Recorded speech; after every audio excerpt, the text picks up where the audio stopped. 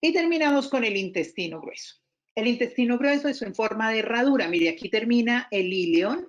Miren cómo se une aquí al intestino grueso. Está el ciego. Y tenemos lo que es el colon ascendente, el colon transverso, el colon descendente, el sigmoide y el recto como tal. Y esta herradura enmarca todo lo que es el intestino delgado. O sea, el intestino delgado está colocado ahí como cubierto alrededor de todo el intestino grueso como tal. Es aproximadamente 1.5 metros de largo y 7.5 centímetros de ancho.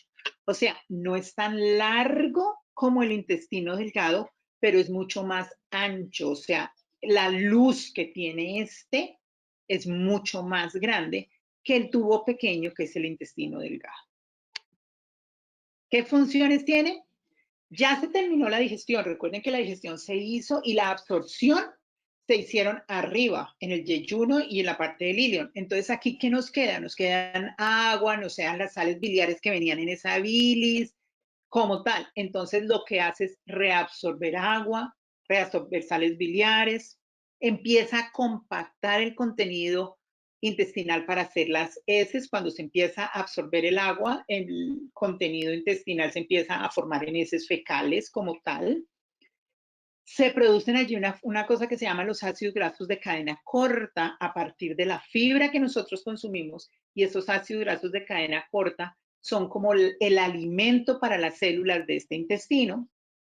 Se hace la absorción de vitaminas que se producen por las bacterias intestinales. El colon tiene muchísimas bacterias buenas, bacterias malas. Yo creo que ustedes deben haber hablado de la microbiota, que está súper de moda y que tenemos que tomar un tipo de yogur con prebióticos, con probióticos para que la microbiota esté como debe estar. Ok, es verdad, nosotros tenemos muchísimas bacterias y la idea es mantener las bacterias buenas. Entonces, esas bacterias buenas son las que fermentan los ácidos grasos de cadena, la fibra para producir ácidos grasos de cadena corta, y son las que nos permiten formar algunas vitaminas a nivel endógeno. O sea, nuestro organismo puede producir estas vitaminas como son la vitamina K, la biotina y el ácido pantoténico. Y obviamente la otra función es mantener la materia fecal allí almacenada hasta el momento que deba ser eliminada como tal. Tiene estas partes, es el ciego, que es la bolsa que recibe el material que viene del ilion, lo almacena e inicia la parte de compactación. Tiene el colon, tanto ascendente, transverso y descendente, que ya les dije a ustedes, la herradura, que es el mayor diámetro. Las paredes son delgadas, pero es muy ancho como tal. Y tenemos el recto, que son los últimos 15 centímetros del tracto gastrointestinal, que este se expande para mantener la materia fecal, recepciona la materia fecal y es el que produce la urgencia. Cuando ustedes sienten la necesidad de ir al baño, que dice, tengo que ir a defecar, ok, es el recto, es el que está expandido hasta cierto momento en que dice, ok, ya debo eliminar. Entonces, aquí tenemos un resumen de todo lo que es la digestión química. Mire, yo como el carbohidrato, tengo las amilasas salivales y luego llegan al estómago y se degradan más, llegan al intestino delgado y se degradan más. Esto que ya está súper degradado aquí entra al interior de la célula del intestino, o sea, aquí está la digestión, aquí se absorbe y una vez ya se ha absorbido, está dentro de estas células del intestino, pasa al torrente sanguíneo y va a ser transportada en forma de monosacáridos, glucosa, galactosa y fructosa, que fue que les dije.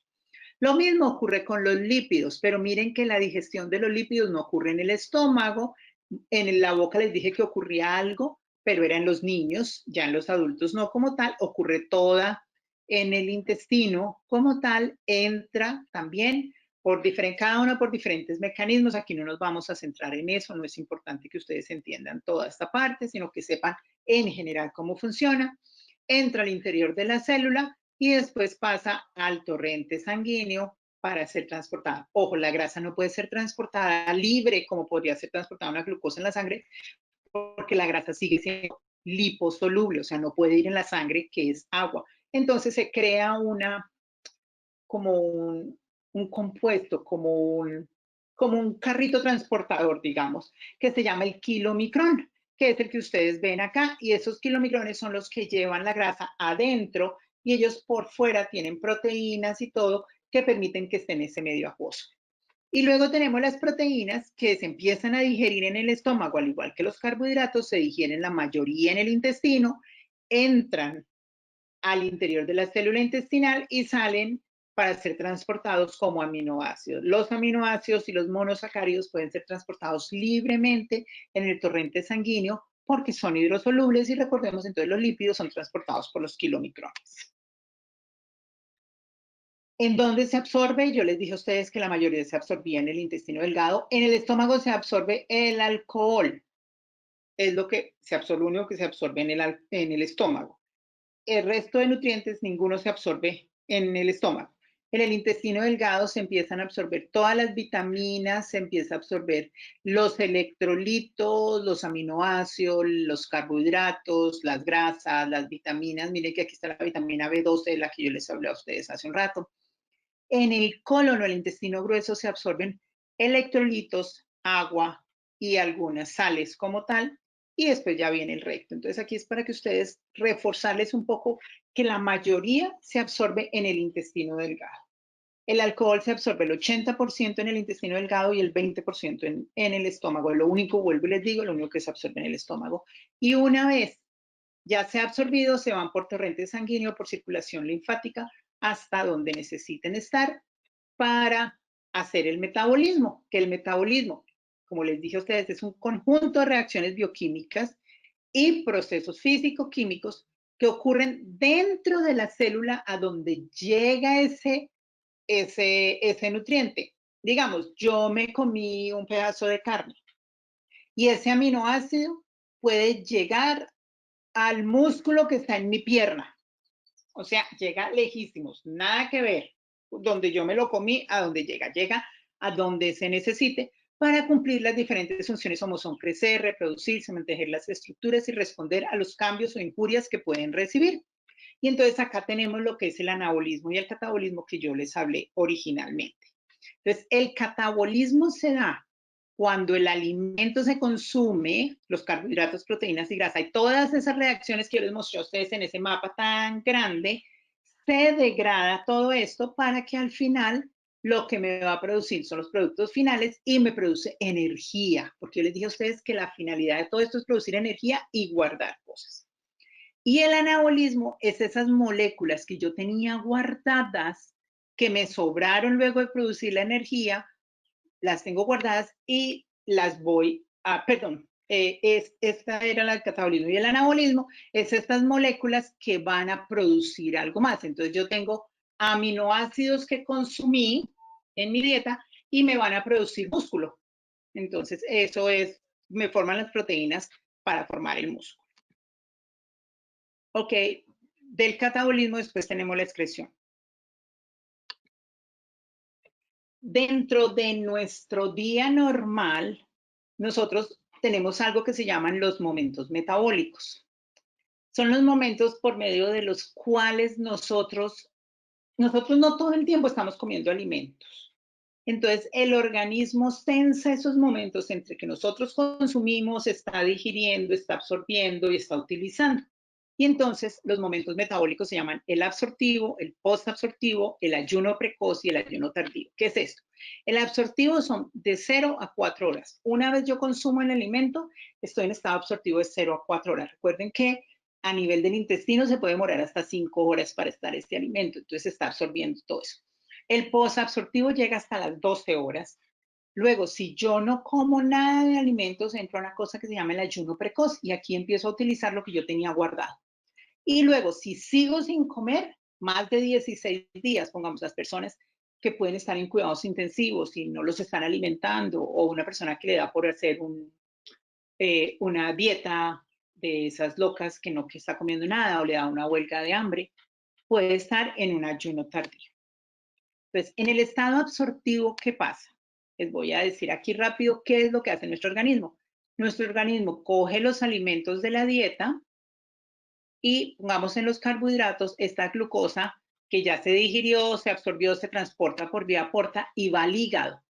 Y en el hígado va y produce la energía que necesita, y lo que no necesita de energía, mire que se reserva como glucógeno, que es la forma de reservar carbohidratos, como proteína o como ácidos grasos. Obviamente estos ácidos grasos no se quedan guardados en el hígado, porque si no el hígado lo tendríamos grandísimo y lleno de grasa. Entonces se va por vía sanguínea y se va al cerebro con la glucosa que puede tener también, se va al músculo con la glucosa como tal, o se va al resto de células y guardamos la glucosa y guardamos los ácidos grasos como tal. Cuando estoy en el estado posabsortivo, o sea, después de esas 4 horas, ya no tengo glucosa porque ya absorbí toda la glucosa. Entonces tenemos una hormona que se produjo en el páncreas, que yo le dije a ustedes que se producía en el páncreas, que era el glucagón, y que está haciendo esta hormona. Está diciendo, ok, ya no tengo glucosa, ya no tengo cómo producir energía, entonces empecemos a utilizar lo que yo guardé. Entonces, el hígado empieza a utilizar esos depósitos de grasa que tiene o esos depósitos de glucógeno que tiene como tal para producir glucosa. La saca a la sangre y se la lleva al cerebro porque el cerebro siempre se alimenta de glucosa.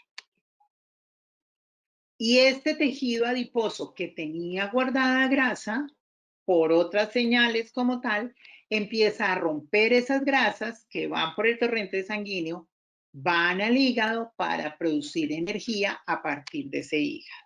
Y el músculo como tal empieza a recibir ácidos grasos y glucógeno para vivir de ácidos grasos y glucógeno, no de la glucosa como era en el estado en el que yo estaba absorbiendo. Si yo estoy en ayuno, o sea, y seguir sin consumir alimentos, como está muy de moda ahora, obviamente el intestino no ha recibido nada.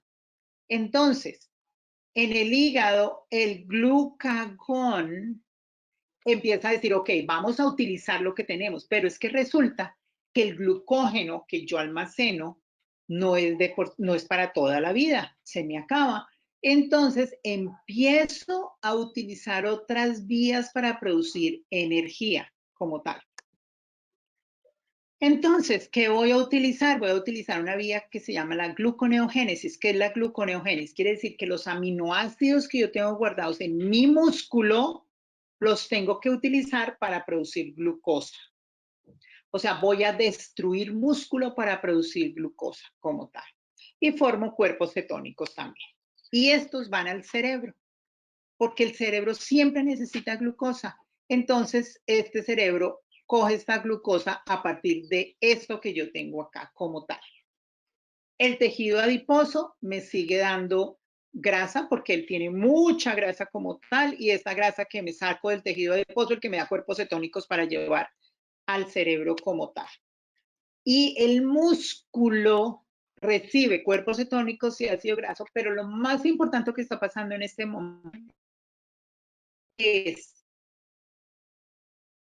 que el músculo reserva, es una reserva de que de proteínas, o sea, es proteínas, el músculo guardadas para romper, produce, o sea, hago catabolismo y la llevo al hígado para que forme la gluconeogénesis que ya les dije a ustedes, forme glucosa. Entonces miren que en ayuno precoz estoy haciéndole mucho daño a mi músculo. Sí estoy utilizando tejido adiposo, sí, pero estoy degradando músculo. Y degradar músculo es muy grave porque nosotros no hacemos músculo tan fácil. Y en ayuno tardío, pues esto ocurre aún más. Mire, lo mismo que ya les había hablado a ustedes, pero definitivamente, miren que estas flechas están mucho más grandes. ¿Por qué? Porque estamos viviendo a expensas de este músculo. O sea, entre más tiempo nosotros dejemos sin comer, nuestro organismo va a dañar más nuestro músculo. Y ese es uno de los grandes problemas que tenemos nosotros ahora, porque muchísimas de las enfermedades que tenemos crónicas van acompañadas de este daño muscular como tal. Y es el enemigo oculto, como lo llamamos nosotros. Listo. Y terminamos con la excreción. Entonces, la excreción es de todos esos alimentos que yo consumí, utilicé minerales, proteínas, carbohidratos, vitaminas y fibra. Y lo que no utilicé, lo tengo como productos de desecho, como materia fecal, orina, sudor o CO2. No nos vamos a centrar en cómo se produce la orina, ni el sudor, ni todo eso, sino que es importante que ustedes vean que todo lo que viene en los alimentos no lo utilizamos, algunas cosas tenemos productos de desecho. Y entonces me despido con ustedes con estos 4 mensajes para recordar. Definitivamente el tracto gastrointestinal es la puerta de entrada de los nutrientes al organismo. Es importante que los procesos de la nutrición se cumplan adecuadamente para evitar deficiencias nutricionales. O sea, si no hay una adecuada digestión, no va a haber una adecuada absorción, transporte, metabolismo, nada. Entonces tenemos que tenerlos todos funcionando adecuadamente. Los procesos de la nutrición están sincronizados y no se pueden cumplir el uno sin el otro, como tal.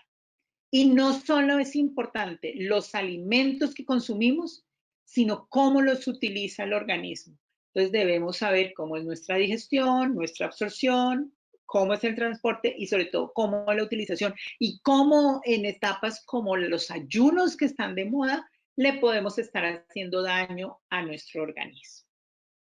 Muchísimas gracias.